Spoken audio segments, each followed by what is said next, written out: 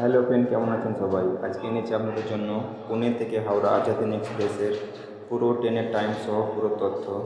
ট্রেনটিতে কতটা কোচ এবং কতটা জেনারেল, কতটা স্লিপার এবং কতটা এসি, পুরো তথ্য এই চ্যানেলের মধ্যে পাবেন।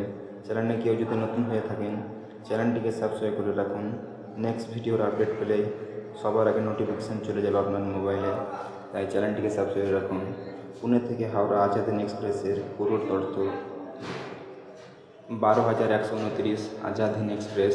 ট্রেনটি পুনের 3 নম্বর প্ল্যাটফর্ম থেকে সন্ধ্যা 6:35 ছেড়ে যায় এবং 2 দিন 1 রাত পর হাওড়ায় গিয়ে পৌঁছায় সকাল 5:10 18 নম্বর প্ল্যাটফর্মে। ট্রেনটির ট্রাভেলিং টাইম 34 ঘন্টা 35 মিনিট।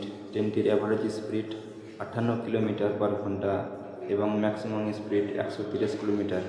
ট্রেনটির কোচ কম্পার্টমেন্ট এলএচবি, জেনারেল 4টি, স্লিপার 7টি, এসি 3 টায়ার 6টি, এসি 2 টায়ার 2টি এবং একটি প্যান্ট্রি কার। ট্রেনটির পুনে থেকে হাওড়ার দূরত্ব 2014 কিলোমিটার। ট্রেনটির টিকিটের ভাড়া স্লিপার 810 টাকা, এসি 3 টায়ার 2105 টাকা, এসি 2 টায়ার 3020 টাকা।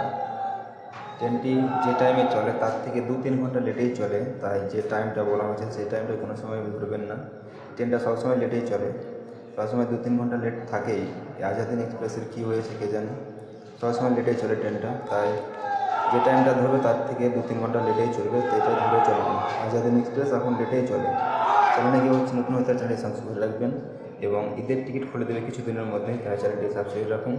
স্ক্রিনে দেওয়া নাম্বারে কন্ট্যাক্ট করুন।